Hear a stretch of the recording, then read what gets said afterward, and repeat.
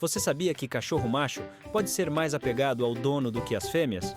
Eles costumam criar um forte vínculo com a pessoa que consideram seu líder e podem ser super protetores. E aqui vai outra curiosidade. Os machos são mais brincalhões e agitados, mantendo a energia alta por mais tempo do que as fêmeas.